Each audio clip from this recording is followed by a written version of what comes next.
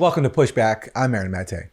On the campaign trail, Joe Biden pledged to end U.S. support for the Saudi-U.S. war on Yemen. And I would make it very clear, we were not going to, in fact, sell more weapons to them. We were going to, in fact, make them pay the price and make them, in fact, the pariah that they are. There's very little social redeeming value in the present government in Saudi Arabia.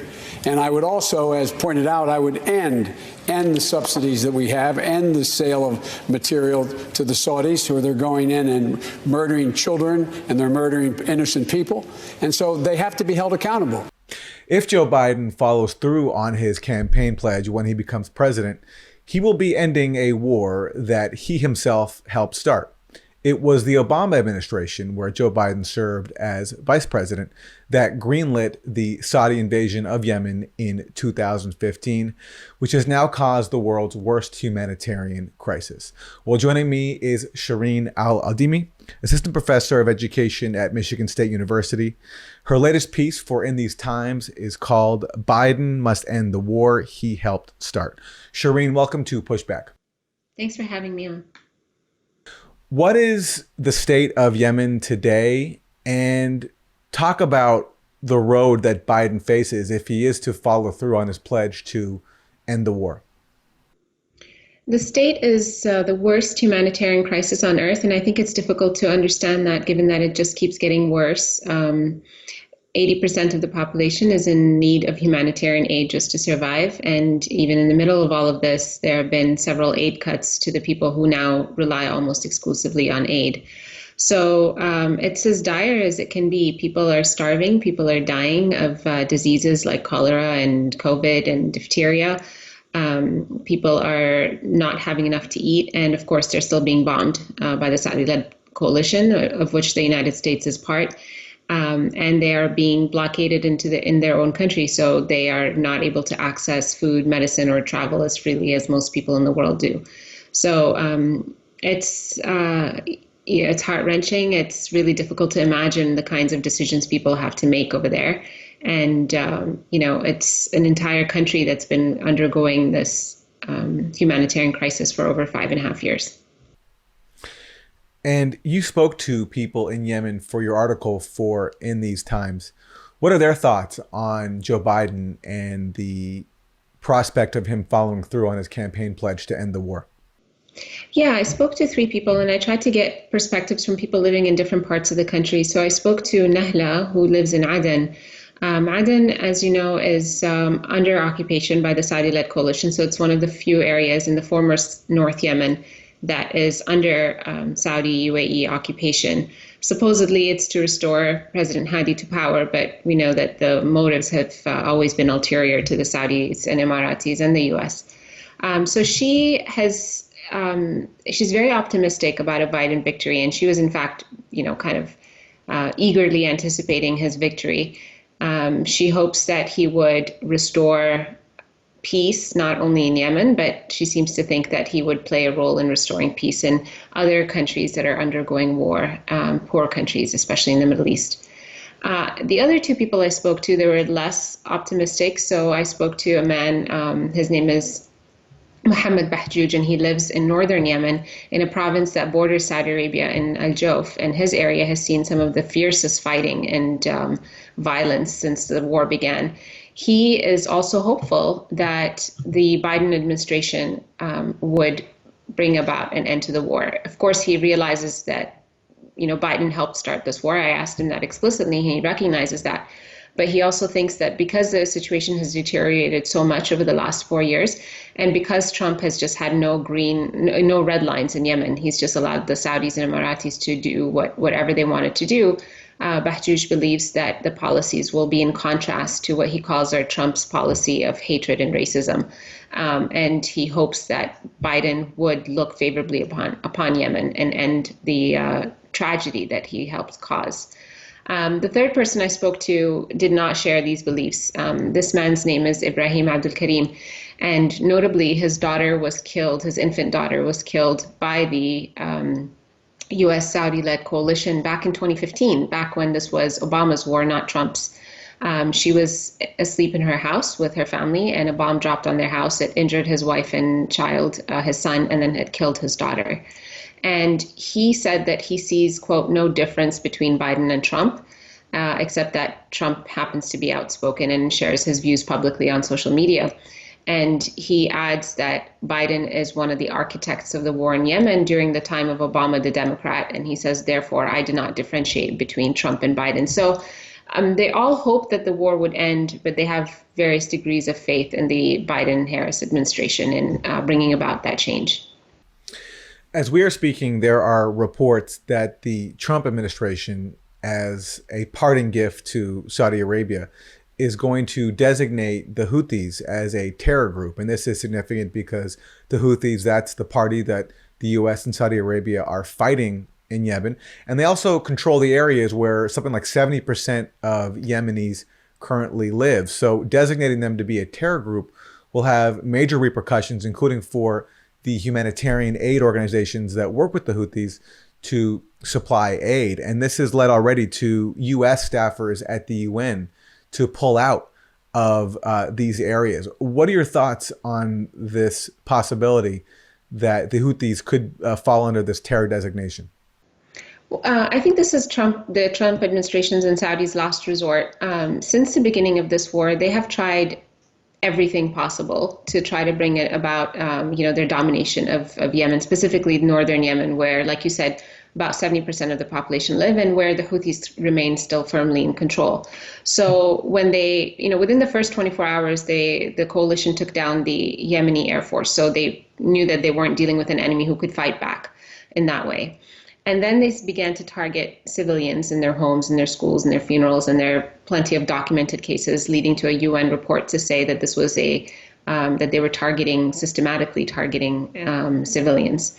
And then they began to target the water facilities and the food production sites and the agricultural lands and the trucks that were traveling across the country to transport food. And then they moved the central bank to Aden to try to starve out the Houthis. And, by that, it's basically starving out most Yemenis. And then they increased the blockade, which prevented, Yemenis rely on aid, on trade, 90% of what they imported prior to the war was through aid. And so with just shutting down all of those imports, Yemenis had to rely increasingly on aid, and only about 20% of the aid that they really need gets through because Saudi gets to decide who comes in and out. And then they began to influence aid cuts. And so, as you can see, this is like a transition here. They're trying everything that they can, bombing, starvation, indiscriminate kind of, attacks on civilians throughout the country in many ways. And it seems like this is one of their last resorts to designate the Houthis as terrorists without any evidence, without any backing. The Saudi-led coalition themselves are the ones with documented evidence of working with terrorist groups like Al-Qaeda. This was documented by Frontline BBC, where they were hiring Al-Qaeda troops to fight alongside them against the Houthis back in 2016. They themselves are the ones who are terrorizing the entire country of, men, women, and children who are living under these brutal attacks and starvation and blockade. Yet they want to designate the Houthis as a terror organization, which would make it very difficult for aid organizations to continue providing aid to those areas in Yemen. So let me ask you about the Obama camp, which now will be coming back to power. And in the last few years of Trump supporting this mass murder in Yemen, it's been curious to see the Obama administration veterans try to justify their initial decision to greenlight this war. It was them that started this. They said it was a mistake. They regret it. But they've offered some interesting rationale. So I want to quote you Ben Rhodes, a former top aide to Obama.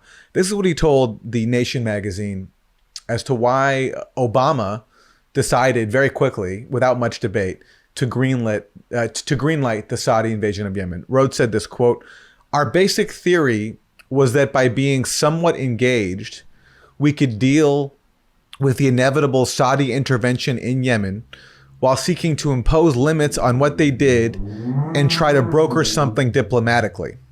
And The Nation goes on to say that Rhodes and his colleagues expected that Hillary Clinton would prevail in 2016 and would continue to use diplomatic levers to rein in the Saudis. What's your response to that?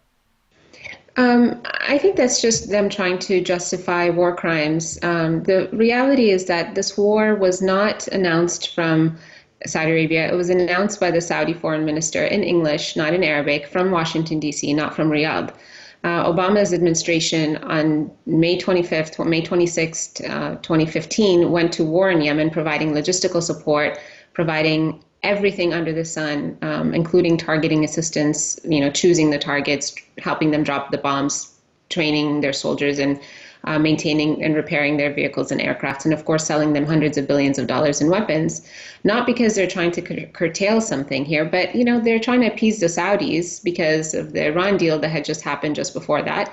And also Yemen is at a very strategically important location. It controls Bab el-Mandeb Strait, where 6.8 million barrels of oil and oil products travel per day to Europe and to Asia. So it's not like this country has nothing to offer. It's in a location that was of strategic importance. It's so strategically important that China has its first and only base in Djibouti, right across that strait, on the other side of that strait. And so I think the Obama administration has done a lot to, in recent years, distance themselves from Yemen, but they have had no accountability, no reckoning of the fact that they were going to make a lot of money from the Saudis through weapon sales and through all the contracts. They knew exactly what they were doing. They wanted to make sure that they have a government in Yemen that continues to serve the interests of the United States and Saudi Arabia, as they had with previous presidents in Yemen. And the Houthis were going to be an obstacle to that. And, they thought that the Saudis could get in and out very quickly. It was, of course, a very naive thing to assume about, occupation. And they failed. And it became a humanitarian crisis. And now they just wanted to call it Trump's war and say how bad it was, but without really recognizing the war crimes that they helped commit in Yemen. And so what do you think has to happen when Biden takes office? Do you expect him to do anything immediately when it comes to Yemen? He should, and we should push him. And by we, I mean, activists and progressive groups should push him to not only do this by executive order, because that can be overturned by the next president, but to enshrine in law, an end to U.S. support for the Saudi-led coalition, whether it's through intelligence or weapon sharing or weapon sales or any other way that they're supporting them. Because, of course, the Saudis rely entirely on the United States, almost entirely on the United States. But we have to get another war powers resolution passed, and Biden has to sign that within the first 100 days. This can't wait. It can't be something on the back burner. He cannot make a backdoor deal with Saudi Arabia where they divide Yemen up and offer them whatever part that they want so that they can leave and save face. This has to be, done publicly and restore basically Yemen's sovereignty by pulling out from the Saudi-led coalition. And then we'll see that the Saudi-led coalition isn't able to accomplish much without the United States support. I think that's really important. If Biden is serious about ending the U.S. Support for the invasion of Yemen, what do you think Saudi Arabia is going to try to get out of him in terms of being a face-saving resolution to the war that they started? So designating the Houthis as terrorist group would be one way to try to save face, but clearly they're trying to do that with Trump, not with Biden, because it's probably much easier for them to do that. But they are interested in this northern province of Ma'rib, which is oil rich and has been the site of a lot of fighting. And right now, the Saudi-led coalition has the upper hand in that area. The Houthis are also equipped to take it, but it's going to be at a gigantic humanitarian cost. And so they might just say, well, give us this province, and we already have South Yemen where they have an important port in Aden, and they can, run their pipelines whichever way they want through the south from Ma'rib. And, they could formally occupy the island of Socotra, for example. And those are the kinds of deals that they might try to make with Biden to essentially divide the country, give them a piece in the name of the legitimate government of Yemen, which, of course, we know is the puppet government that is based in Saudi Arabia and has not been elected by the Yemeni people. So that's what I worry might happen, and this is what we should push Biden to not do. There's absolutely no reason Saudi Arabia should be occupying any inch of Yemen, and Biden should not play a role in further destabilizing the country. Are there any personal stories that you've heard from people living in Yemen, living under bombardment, under siege, that best encapsulate for you the suffering and the barbarity that Yemenis have gone through? There are a lot. I get contacted by people all the time who literally have nothing to eat. And, they are desperate for this war to end. There are stories of, I think most stories are heartbreaking. People having to choose between medicine and food, people not even having the choice of medicine or food because neither is available. People losing their children and not even being able to comfort them, to tell them that things are going to be okay. People having to pull their children out of school because they need them to work or they're displaced and their homes are bombarded and they have nowhere to go. People who ask me all the time, like, how can I come to the US? How can I come to Europe? And there's no way for them to leave Yemen as refugees and to sign up to become a refugee because of the blockade that's also, prevented the movement of people. And so, as a Yemeni American, I feel entirely helpless. It's been 5.5 years of us trying to get something going to bring attention to this war. Back when it was Obama's war, nobody was listening, and I worry that we might go back to complacency. But we've done a lot, seemingly done a lot to get attention to the war, but it remains a conflict that's not very well covered by mainstream sources in the media, and so most people don't know that this famine and this war is directly the responsibility of both Obama and Trump. And even if they do know that, there's not a lot that people feel that they can do about it. And so it feels helpless. It feels like, what have we done? People are still dying. And in the 10 minutes that we've been talking 21 minutes now. And, the UN says that a child under the age of 5 dies every 10 minutes from hunger and preventable diseases, like even if a small fever could kill a child if they don't have access to medicine, and over half the population doesn't have access to healthcare. So I think every story coming out of Yemen is heartbreaking if people would just listen. Shireen Al-Adeimi, Assistant Professor of Education at Michigan State University. Her latest piece for In These Times is called Biden Must End the War He Helped Start. Thanks very much. Thanks so much for having me, Aaron.